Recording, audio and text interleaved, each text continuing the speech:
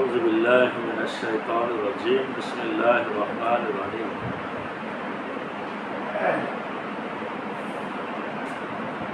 أفما نحن بميتين আমরা কি আর মৃত হব না? ইল্লা মাউতাতানাল উলা ওয়া মা নাহনু বিমুআজ্জাবিন, প্রথম মৃত্যু ছাড়া এবং আমাদের শাস্তিও দেওয়া হবে না। ইন্না হাযা লাহুয়াল ফাওজুল আযীম, নিশ্চয়ই এটা মহা সাফল্য।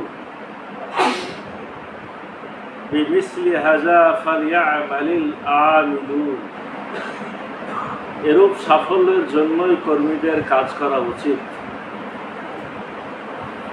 আযালিকা খায়রুন নুজুলান আম শাজারাতুস সাকুম, আপ্যায়নের জন্য কি এটা উত্তম নাকি জাক্কুম বৃক্ষ? ইন্না জাআলনাহা ফিতনাতাল লিয-যালিমিন, নিশ্চয় জালেমদের শাস্তির জন্য আমরা তা সৃষ্টি করেছি। ইন্নাহা শাজারাতুন তাখরুজু ফি আসলিল জাহিম, নিশ্চয় তা এমন এক প্রকার গাছ যা জাহান্নামের তলদেশে জন্মায়। তালউহা কান্নাহু রুসুশ শায়াতিন, এর মোচা যেন তা শয়তানের মাথা। ফাইন্নাহুম লাআকিলুনা মিনহা ফামালিউনা মিনহাল বুতুন, এরপর অবশ্যই সেটা তারা খাবে এবং তা দিয়ে উদর পূর্ণ করবে। সুম্মা ইন্না লাহুম আলাইহা লাশারবাম মিন হামিম, তদুপরি তাদের জন্য থাকবে ফুটন্ত পানি ও পুজের মিশ্রণ। সুম্মা ইন্না মারজিআহুম লা ইলাল জাহিম, এরপর তাদের নিশ্চিত গন্তব্য হবে প্রজ্বলিত আগুনের দিকে। ইন্নাহুম আল ফাউ আবাহুম দাল্লিন, নিশ্চয় তারা তাদের পিতৃপুরুষদের পেয়েছিল বিপদগামী। ফাহুম আলা আসারিহিম ইউহরাউন, অতঃপর তাদের পদাঙ্ক অনুসরণে ধাবিত হয়েছিল। লাকাদ যাল্লা ক্বাবলাহুম আকসারুল আউয়ালিন, আর তাদের পূর্ববর্তীদের অধিকাংশ পথভ্রষ্ট হয়েছিল। লাকাদ আরসালনা ফীহিম মুনজিরিন, আর অবশ্যই আমি তাদের মধ্যে সতর্ককারী প্রেরণ করেছিলাম। আজকে আমরা সূরা সাফফাত 58 নম্বর আয়াত থেকে 72 নম্বর আয়াত তেলাওয়াত করেছি, অর্থ বলেছি। এই আয়াতগুলোতে প্রথমে গতকালকের ধারাবাহিকতায় জান্নাতীদের কয়েকটি কথা, এরপরে জাহান্নামের অধিবাসীদের আলোচনা, জাহান্নামের কষ্টের কথা আলোচনা হয়েছে। সর্বশেষে আল্লাহ রব্বুল আলামিন বলছেন যে আমি তো তোমাদের কাছে সতর্ককারী পাঠিয়েছিলাম, তোমরা যেহেতু সতর্ককারী মানে নবী রাসূলদের কথা শোনো নাই, অতএব তোমাদের আজকে এই অবস্থা। এই বলে এই আয়াতের বক্তব্যটা শেষ হয়েছে। প্রথমে জান্নাতীরা বলছে আমরা কি আর মৃত হব না? মানে এটা গল্প যে সামনাসামনি করে আলোচনা করেছিল, গতকাল করেছি যে আমরা কি আর মৃত হব না, মানে আসলে তার মৃত বলে কিছু হবে না। জান্নাতীদেরও আর মরণ হবে না, জাহান্নামীদেরও আর মরণ হবে না। বলা হচ্ছে যে জান্নাতীদেরকে জান্নাতে পাঠিয়ে দেওয়ার পরে, হাদিসে এসেছে জাহান্নামীদেরকে জাহান্নামে পাঠিয়ে দেওয়ার পরে মাঝখানে, জান্নাত আর জাহান্নামের মাঝখানে একটা ভেড়ার মতো আকৃতি দিয়ে মৃত নামের যে জিনিসটা, এটাকে জবাই করে দেওয়া হবে। মৃত বলে আর কিছু হবে না। জান্নাতীরা জান্নাতে থেকে গেল, জাহান্নামীরা জাহান্নামেই থেকে যাবে।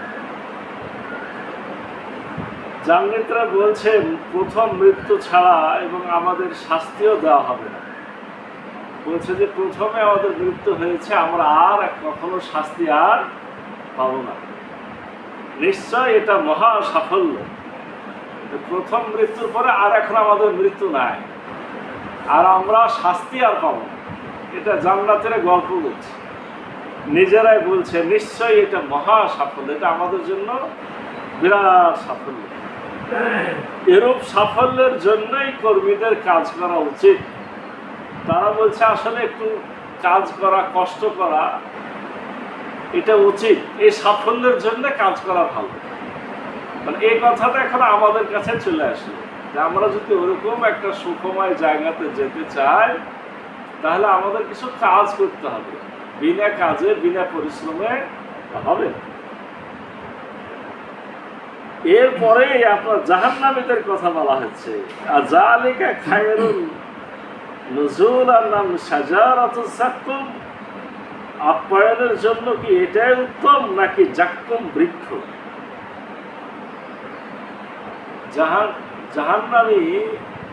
জাহান্নামীদেরকে একটা খাবার দেওয়া হবে, তার নাম যাক্কুম।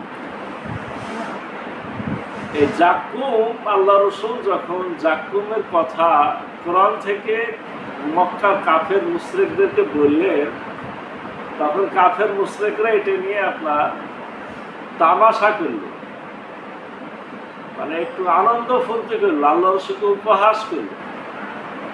আবার কি বলে, কিসের যাক্কুম? আবু জেহেল একদিন আপনার তার সঙ্গে সাথীদেরকে বাড়িতে দাওয়াত দিয়েছে। বাড়ির কাজের মেয়ে দাসীকে বলছে যে এদেরকে যাক্কুম খাওয়াবো। যাক্কুম কি? রাত্রে খেজুরকে ভিজায় রেখেছে, সেই খেজুর ভিজানো পানি ওটা খাওয়াছে। মানে রাসূল যেহেতু যাক্কুম মানে জাহান্নামের খাবার বলেছে, এটা এই কথাটাকে তামাশা করার জন্য এই কথাটা তারা বলেছে। আল্লাহ রাব্বুল আলামিন বলছেন আপ্যায়নের জন্য এটাই উত্তম নাকি যাক্কুম বৃক্ষ? নিশ্চয় জালেমদের শাস্তির জন্য আমি তা সৃষ্টি করেছি। আমি জালেমদেরকে শাস্তির জন্য কিন্তু যাক্কুম সৃষ্টি করেছি। নিশ্চয় তা এমন এক প্রকার গাছ যা জাহান্নামের তলদেশে জন্মায়। জাহান্নামের তলে আপনার এটার বীজ বপন করা হয়, আর এই গোটা জাহান্নামে এই গাছটা বৃদ্ধি লাভের, গোটা জাহান্নামে ডালপালা ছড়ায় যায়। এই যাক্কুম বৃক্ষটা যে জাহান্নামে তৈরি হবে, এটা নিয়েও মক্কার কাফের মুশরিকরা তামাশা করেছে যে আগুন শুনেছি জাহান্নাম, তো সেই আগুনে আবার গাছ হবে কিভাবে? রব্বুল আলামিন চাইলে যে সবকিছু হয়, এই বিশ্বাস না আসা পর্যন্ত তো ঈমান আমাদের মজবুত হবে না। আগুনের মধ্যেও আল্লাহ আগুনের গাছ বানাবেন, পানির মধ্যে গাছ বানায় আল্লাহ, মাটির ওপরে গাছ বানায়, গাছের ওপরে গাছ বানায়। তো আগুনের মধ্যে গাছ বানাতে কি আল্লাহর কোনো অসুবিধা আছে? এটা আল্লাহর ইচ্ছা। এই যাক্কুমের ব্যাখ্যা এখানে দেওয়া হচ্ছে যে এর মোচা বা এর ফল, মানে ফল হওয়ার আগে তো মোচা হয়, এর মোচা বা ফল যেন তা শয়তানের মাথা। আপনার এই ফলের ব্যাখ্যা দেওয়া হয়েছে যে চেহারাটা হলো শয়তানের মাথা। এখন শয়তান কেমন তাকে আমরা জানি? আমরা জানি না। তবে এটার এই আয়াতের তাফসিরে এসেছে যে জিন শয়তান বা জিনে ধরা যারা রোগী, তাদের চেহারা এক সময় বিভীষিকাময় হয়ে যায়।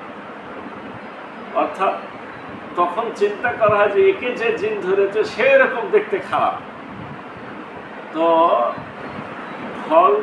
ফলটা যে দেখতে খুব কদাকর হবে, বিশ্রী হবে, এটা বোঝানোর জন্য শয়তানের মাথা শব্দটা ব্যবহার করা হয়েছে।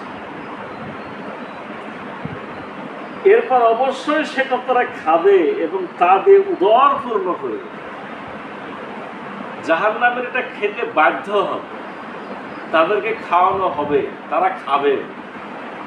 এমন প্রচন্ড ক্ষুধা তৈরি হবে, ক্ষুধার যন্ত্রণায় কিছু নাই। তখন রব্বুল আলামিন তাদের সামনে দেখাই দিলেন যে একটা জাক্কুম বৃক্ষ আছে। বাধ্য হয়ে তারা জাহান্নামের জাক্কুম বৃক্ষটা খাবে।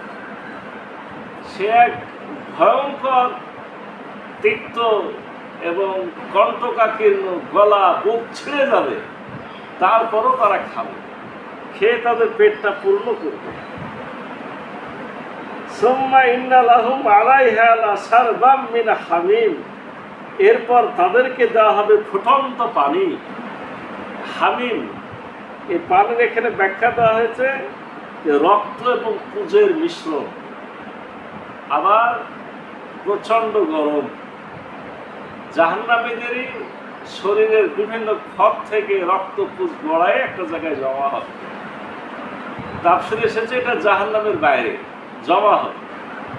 যখন জাক্কুমের বৃক্ষ প্রচুর খাওয়ার কারণে প্রচন্ড পিপাসা লাগবে, এখন পানি পানি করে চিৎকার দিবে, তখন যেভাবে আপনার পশু পাখিকে মানুষেরা ঘরে বাঁধা পশু পাখি পানি খাওয়ার জন্য একটু বাইরে নেয়, পানি খাওয়ায় আবার ভিতরে নিয়ে আসে, ওটা জাহান্নামের বাইরে, ওটা জাহান্নামের আওতার মধ্যেই এলাকা, কিন্তু একটু যেন জাহান্নামের একটা প্রাচীরের ওই পারে ওই পচা দুর্গন্ধময় রক্তপুঞ্জ মিশ্রিত পানি তখন তাদেরকে খাওয়া।